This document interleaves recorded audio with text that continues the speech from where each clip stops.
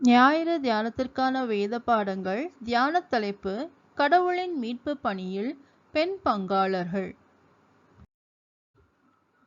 பழைய ஏற்பாட்டு பகுதியாக யாத்திராகமம் 1ஆம் அதிகாரம் வசனங்கள் 15 முதல் 22 முடிய. யாத்திராகமம் 1 வசனங்கள் 15 முதல் 22 முடிய.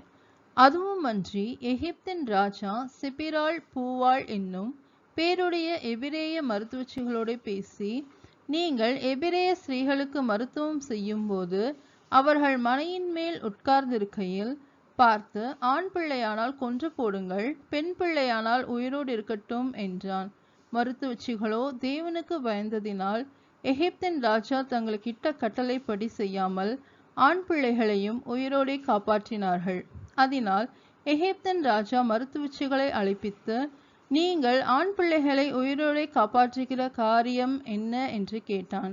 அதற்கு மருத்துவச்சிகள் பார்வோனை நோக்கி, எபிரேய ஸ்திரீகள் எகிப்திய ஸ்திரீகளைப் போல் அல்ல, அவர்கள் நல்ல பலமுள்ளவர்கள்.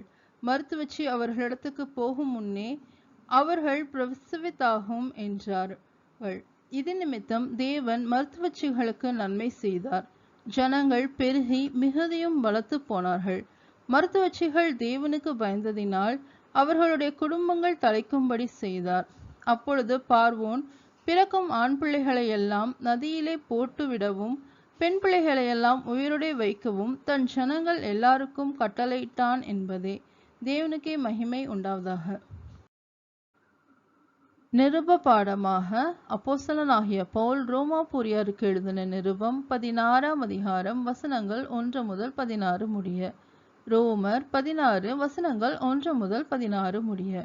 கெங்கிரேயா ஊர் சபைக்கு ஊழியக்காரியாகிய நம்முடைய சகோதரி பெபேயாளை நீங்கள் கர்த்தருக்குள் பரிசுத்தவான்களுக்கு ஏற்றபடி ஏற்றுக்கொண்டு, எந்த காரியத்தில் உங்கள் உதவி அவளுக்கு தேவையாயிருக்கிறதோ அதிலே நீங்கள் அவளுக்கு உதவி செய்ய வேண்டும் என்று அவளை உங்களிடத்தில் ஒப்புவிக்கிறேன்.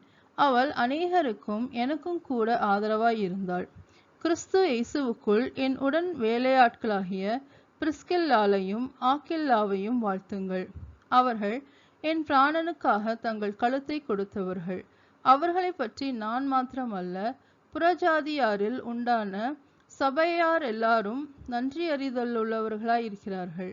அவர்களுடைய வீட்டிலே கூடி வருகிற சபையையும் வாழ்த்துங்கள். அகாயாவிலே கிறிஸ்துவுக்கு முதற் பலனாகிய என் பிரியமான எப்பன்னத்தை வாழ்த்துங்கள். எங்களுக்காக மிகவும் பிரயாசப்பட்ட மரியாளை வாழ்த்துங்கள். அப்போஸ்தலருக்குள் பெயர் பெற்றவர்களும் எனக்கு முந்தி கிறிஸ்துவுக்குள்ளானவர்களும் என் இனத்தாரும் என்னுடனே கூட காவலில் கட்டுண்டவர்களுமாயிருக்கிற அன்றோனிக்கையும் யூனியாவையும் வாழ்த்துங்கள். கர்த்தருக்குள் எனக்கு பிரியமான அம்பிலியாவை வாழ்த்துங்கள். கிறிஸ்துவுக்குள் நம்மோடே உடன் வேலையாளாகிய ஊர்பானையும் என் பிரியமான ஸ்தாக்கியும் வாழ்த்துங்கள். கிறிஸ்துவுக்குள் உத்தமனாகிய அப்பல்லேயை வாழ்த்துங்கள். அரிஸ்தோபுலுவின் வீட்டாரை வாழ்த்துங்கள்.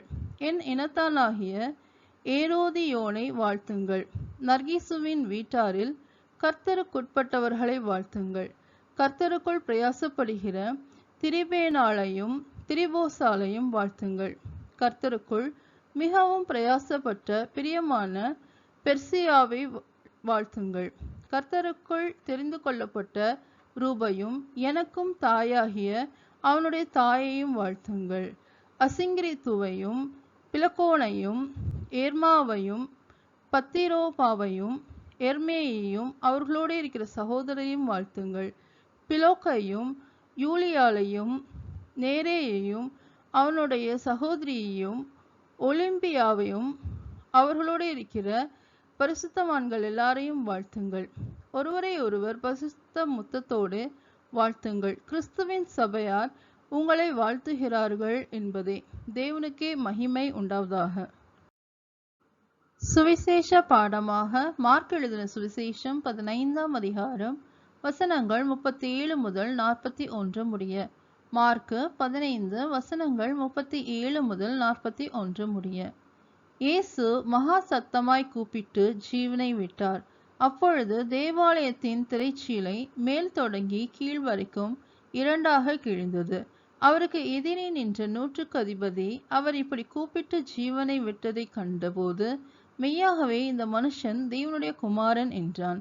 சில ஸ்திரீகளும் தூரத்திலிருந்து பார்த்து கொண்டிருந்தார்கள். அவர் கலிலேயாவில் இருந்தபோது அவருக்கு பின் சென்று ஊழியம் செய்து வந்த மகதலேனா மரியாளும், சின்ன யாக்கோபுக்கும் யோசேக்கும் தாயாகிய மரியாளும், சாலோமே என்பவளும், அவருடனே கூட எருசலேமுக்கு வந்திருந்த வேறு அநேக ஸ்திரீகளும் அவர்களுடைய இருந்தார்கள் என்பதே. தேவனுக்கே மகிமை உண்டாவதாக. ஞாயிறு தியானத்திற்கான சங்கீதமாக சங்கீதம் 148. சங்கீதம் 148. அல்லேலுயா. வானங்களில் உள்ளவைகளே கர்த்தரை துதியுங்கள், உன்னதங்களில் அவரை துதியுங்கள். அவருடைய தூதர்களே, நீங்கள் யாவரும் அவரை துதியுங்கள். அவருடைய சேனைகளே, நீங்கள் யாவரும் அவரை துதியுங்கள். சூரிய சந்திரரே, அவரை துதியுங்கள். பிரகாசமுள்ள சகல நட்சத்திரங்களே, அவரை துதியுங்கள். வானாதி வானங்களே, அவரை துதியுங்கள். ஆகாய மண்டலத்தின் மேலுள்ள தண்ணீர்களே, அவரை துதியுங்கள். அவைகள் கர்த்தரின் நாமத்தை துதிக்க கடவது. அவர் கட்டளையிட அவைகள் சிருஷ்டிக்கப்பட்டது. அவர் அவைகளை என்றைக்கும் உள்ள சதா காலங்களிலும் நிலைக்கும்படி செய்தார்.